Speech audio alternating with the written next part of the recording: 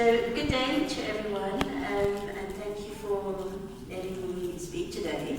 I'm going to present to you briefly addressing the knowledge, beliefs, and behaviours of animal health professions in response to zoonotic disease risk as an educational challenge. It's quite a different way of looking at things. But it's a really short time to cover such a complex subject, but I'll do my best. So I'm going to begin with a brief background on how this problem came to light, and then attempt to illustrate why it is a problem in the greater grander picture of health. Then we will consider the educational challenge from the perspective of two health behaviour models. And finally, I will focus on where education can focus to get sustainable and healthy veterinary medical interactions, and innovatively healthier animal health professionals. So yes, it's a lot to cover. Good, it's here. Okay, so it began in 2016 when transdisciplinary stakeholders comprising farmers, animal health technicians, state vets, veterinary service managers, provincial health managers, environmental health practitioners, surveillance officers, all from the Department of Health and the Department of Veterinary Services attended a Zoonotic Disease Awareness Day. So all the stakeholders were asked if they had heard of these diseases, the diseases in the box. And you can see that these are pretty much the risk managers for zoonotic diseases, and the most commonly heard disease we would have expected that was rabies because of all the awareness campaigns. But if you look at like cysticercosis, for instance, it was more than 30% of the stakeholders who had actually heard about it. And what we did do is we also asked 2 to 3 questions, very simple questions, on each of those zoonotic diseases, so just general knowledge questions really. And this was before we even started with the Awareness Day, and you can see the variation in correct responses, and again, pointing out that this is your risk managers. In the far right corner, those that scored really highly were, it was a university postgrad student, and 4 veterinarians, and the others were animal health technicians. So they definitely knew the answers to these questions.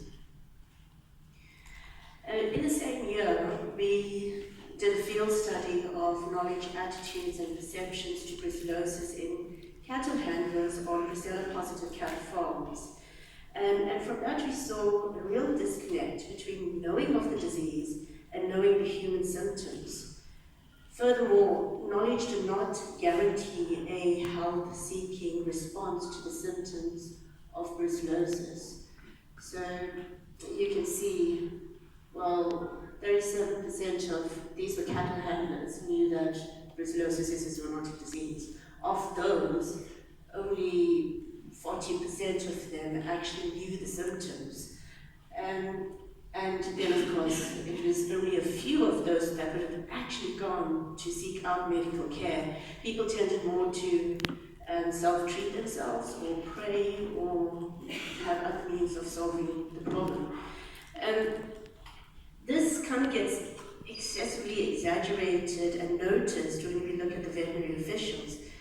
The same pattern, except kind of worse, right? So we had 27 vet officials, but what I want to kind of point out and illustrate and emphasize is that 100% of these vet officials knew that brucellosis is a zoonotic disease. I mean, that's what you would expect, right?